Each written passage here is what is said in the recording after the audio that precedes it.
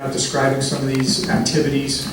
So one of them right here, this is the horizontal drilling. That's basically the setup that you'll see in the field in order to minimize the impact of the surrounding landscape. And it worked very well, actually. This is the first time we've used the technology to actually collect data from underneath a foundation. We did that in order to, again, collect information from underneath the foundation. We've never done that before, in order to get a better feel for the data set around the building. The goal is to minimize the impact to buildings and the cost of the overall excavation. In other words, try not to tear them down, take up the foundation, then see what's underneath it. This gets us underneath the foundation and allows us to get a data set for a much reasonable type price for the taxpayer. Another picture right there, just giving you a side profile of the rig itself. And then some of these sampling bits, that's the rig right there, sampling bits that are used to actually collect the soil sample. We're kind of pioneering methodology to make that worked very well with our contractor. And then you have the contractor again over here with another piece of equipment used to collect the sample. So for the horizontal drilling, worked very well, so we're happy with the outcome there. And here, you might see, well, wait a minute, looks like you're inside a house again. Well, in this case, we worked closely with Robert Beck, TIDA, and in I believe seven units, we actually went inside the unit. They were vacant units, and I believe they were vacant, of course they were vacant units, and we went inside and drilled. We drilled through so that we didn't have to do the horizontal drilling, which carries different risks than this. It's much easier to just go to the point under the foundation and core through it.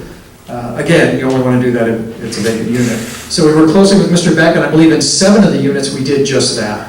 One time also did one in the backyard, but we also collected that under there. And again, it was data driven, where we had data that either went up to the foundation or we had reason to believe from our body of data that we needed another data point under the foundation to see the limit of it, of the contamination. Then that's when we gathered more data. So you only did one sampling in each of these places. You did not do No. Generally speaking, it added another data point to the set. Correct, so when you see the data set, you'll see all these points around the building, close to the building, but this gets right underneath it to, better bound it.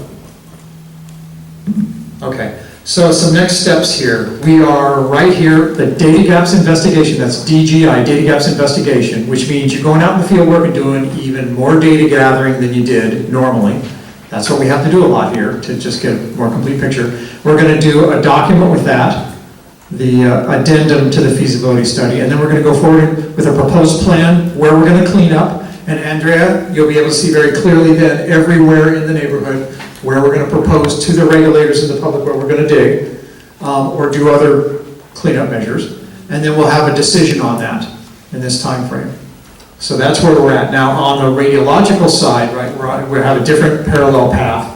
And we have these same 3 documents that have to come out, the feasibility study with all the alternatives, proposed plan, and then coming to a decision. Okay, next slide. Site 31, the former storage yard. Thank you. Right there. Yeah. Okay, so the water line replacement was completed. If you've been out there on the intersection, you've seen what we've done. You can drive through the intersection now, and we have taken down our fencing, although some of the fencing from the school is still there, and that's their fencing. And then we put gravel in areas, and we've leveled places out, and then we put curbs in, right? And recently, not the Navy doesn't get credit for this, but I guess one of the housing providers, or Rubicon, actually removed that big dead tree that was on the corner of the intersection that you've seen there. That's gone now. And so these excavations have a layer of gravel, and we basically going to issue a completion report later on this month, right? Or the beginning of November at the latest, but I think we're pretty much ready to go.